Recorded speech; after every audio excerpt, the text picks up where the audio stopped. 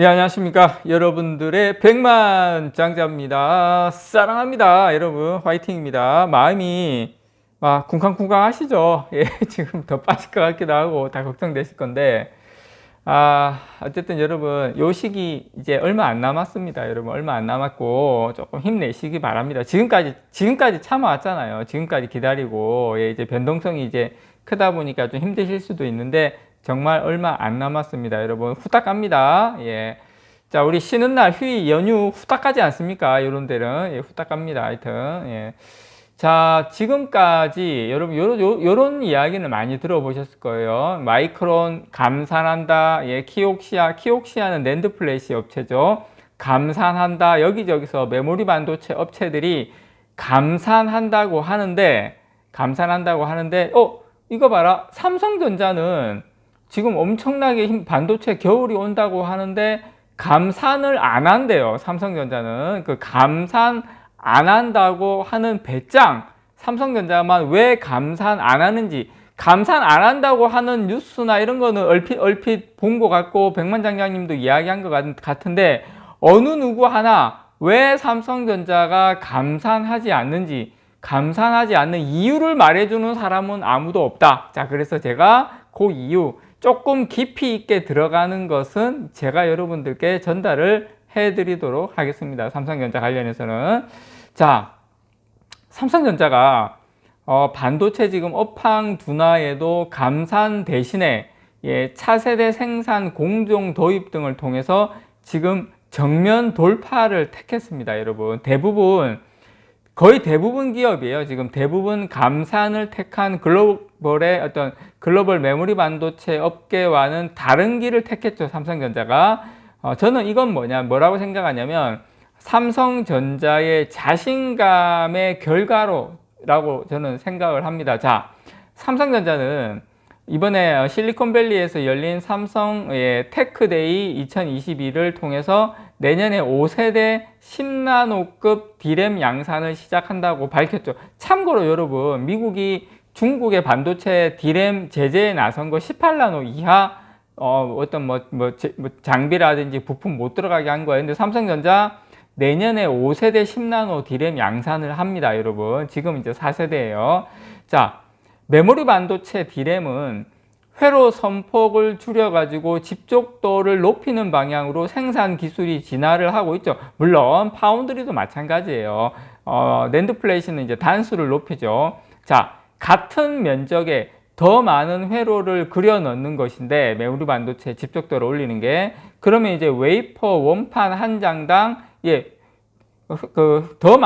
같은 면적에 더 많은 회로를 넣으니까 당연히 웨이퍼 원판 한 장당 더 많은 양의 칩을 생산할 수 있죠. 예, 더 많은 양의 칩을 생산하면 어떻게 됩니까? 예, 칩 한 개의 생산 원가가 그만큼 줄어드는 셈이죠. 예, 삼성전자는 지금 이 방향으로 가고 있다는 겁니다. 자, 4세대 D램의 경우에 이전 3세대 제품에 비해서 생산성은 한 25% 높아졌어요. 자, 삼성전자가 내년 5세대 D램 양산을 시작으로 성능과 용량을 높이는 한편 지금 4세대 D램의 생산 비중을 또 점차 늘려갈 계획입니다. 자, 삼성전자가 이 D램 차세대 제품 생산에 필수적인 극자외선 EUV 노광 장비를 경쟁 업체에 비해서 지금 더 많이 확보하고 있다는 점도 원가 경쟁에서 상당히 유리한 부분이기도 합니다. 제가 아까 말씀드렸다시피 웨이퍼 원판에서 회로 선폭이 작으면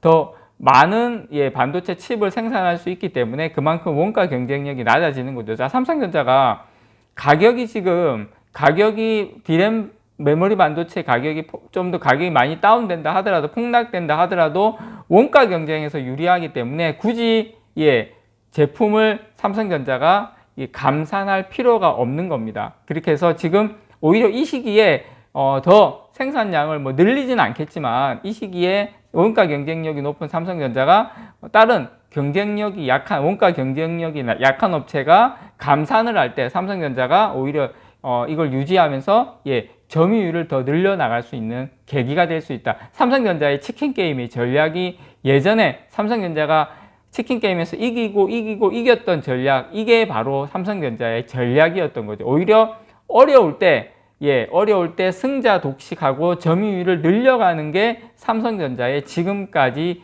전략이었다는 겁니다. 자, EUV 노광 기술의 특징은 웨이퍼의 회로를 한 번에 찍어낼 수 있다는 것이죠. 기존처럼 회로를 새기는 작업을 반복하는 이 멀티 패터닝 공정을 줄이면서도 정확도가 높아질 수가 있죠. 이를 통해서 제품의 수율을 향상해 생산 효율도 높아질 수 있습니다. 자,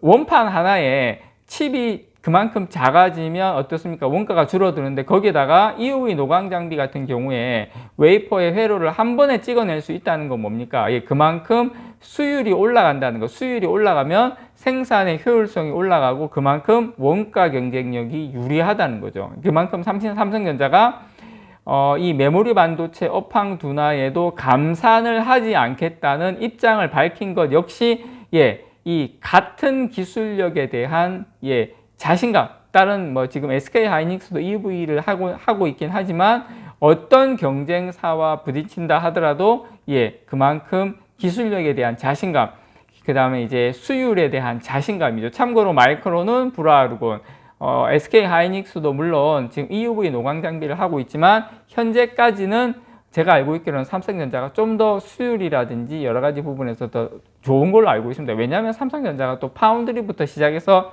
EUV 장비에 대한 기술력이 좀 더 앞선 것으로 알고 있습니다. 자, 메모리 반도체는 소품종 대량 생산 품목으로 이 표준화된 제품을 얼마나 저렴하게 생산할 수 있는지가 사업 성패를 결정을 합니다. 자, 규모의 경제를 실현을 하고 선도기업이 불황기에도 오히려 불황기 때 다른 기업들이 어떤 원가 경쟁력 때문에 부담을 느껴서 적자로 갈 수도 있는 상황에서 삼성전자가 규모의 경제에다가 원가 경쟁력, 수율까지 좋아진 이게 다 규모의 경제죠. 어떻게 보면 이런 선도기업들이 불황에 오히려 더 많은 시장 점유율을 잠식할 수 있는 이유가 바로 거기에 있는 겁니다. 자, 이걸 계기로 삼성전자가 1992년부터 30년째 디램 시장 부동의 1위. 자, 낸드 플래시도 2002년쯤 될 겁니다. 월드컵 때.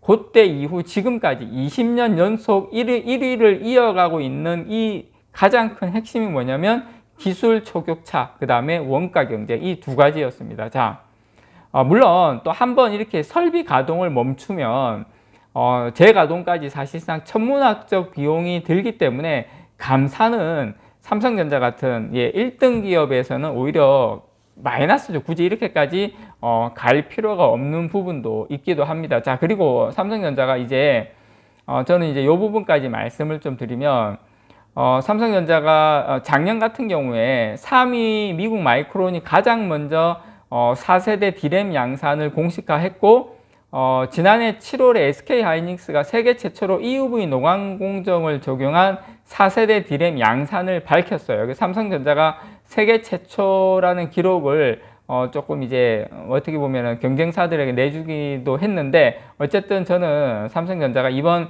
5세대 양산을 시작으로 6세대 디램도 선행 개발을 하면서 발표를 할 것 같아요. 그래서 이 프리미엄 메모리 시장에서 기술 리더십을 더 강화해 나갈 수 있다. 자, 이거와 함께 삼성전자가 감산하지 않고 이 어려운 시기를 정면 돌파해서 이런 첨단 공정도 먼저 치고 나가면서 압도해 나가겠다. 점유율도 쌍끌이 하겠다. 이런 저는 전략이라고 생각을 합니다. 여러분, 삼성전자 지금 좀 힘든 시기지만 저는 지금 말도 안 되는 가격에 내려와 있다고 생각을 하거든요.